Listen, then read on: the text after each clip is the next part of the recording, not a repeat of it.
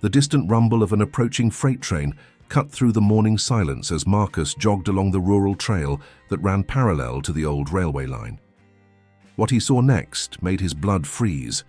A small golden retriever puppy, no more than 8 weeks old, tied with a short rope to the metal rail, struggling frantically as the vibrations grew stronger beneath its tiny paws.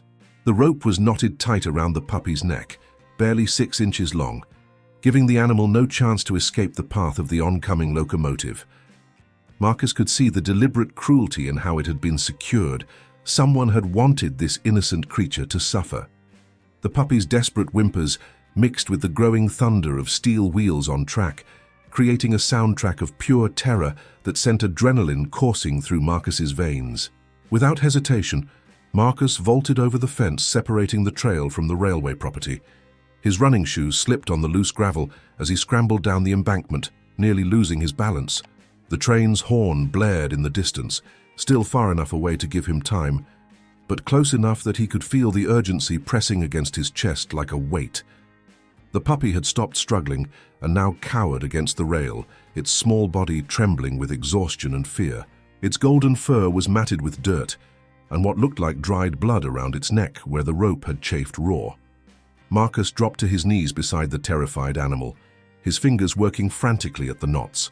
The rope was thick and had been tied with multiple loops, clearly designed to prevent any chance of escape.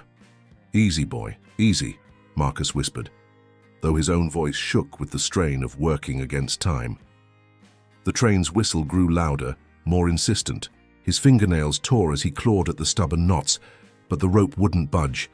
Panic began to creep into his movements as he realized the knots were too tight, too deliberate. The ground began to vibrate more violently. Marcus could now see the train in the distance, a massive freight locomotive, pulling what looked like dozens of cars behind it. The engineer would never be able to stop in time, even if he saw them. Marcus made a split-second decision that would haunt him for weeks afterward. He grabbed the puppy's body and began pulling, hoping the collar would slip over its head.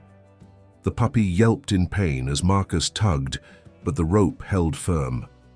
Blood began to seep from where the cord cut deeper into the animal's neck. The train was close enough now that Marcus could see the front car clearly, could make out the bright headlight cutting through the morning haze. His heart hammered against his ribs as he realized he was running out of options. That's when he remembered the multi-tool in his running belt, a gift from his father that he'd carried for months without ever using. His hands shook as he fumbled with the small knife blade, nearly dropping the tool in his haste. The train's horn blasted again, so close now that the sound seemed to vibrate through his bones. With the blade finally extended, Marcus began sawing at the rope with desperate strokes. The fibers separated slowly, too slowly.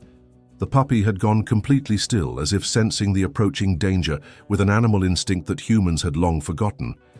Marcus could feel the heat from the train's engine now, could see the engineer's face in the window, eyes wide with horror as he spotted the scene unfolding on his tracks. 3 more frantic cuts and the rope snapped.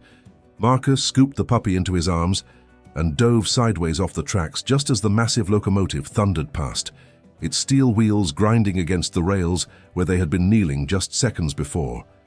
The wind from the passing train cars buffeted them as they rolled down the embankment, Marcus clutching the small animal protectively against his chest.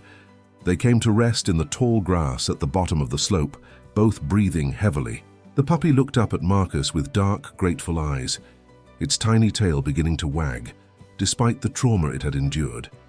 The animal's instinct to trust, to hope, to love, had remained intact, despite everything it had suffered.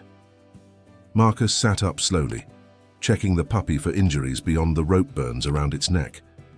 The wounds would heal, he realized, but the memory of this moment, the weight of pure evil contrasted against the simple act of choosing to help, would stay with him forever. As he carried the puppy toward his car, Marcus made a promise that this small life would never know cruelty again. If this story touched your heart, don't forget to subscribe for more amazing animal moments. See you in the next tale.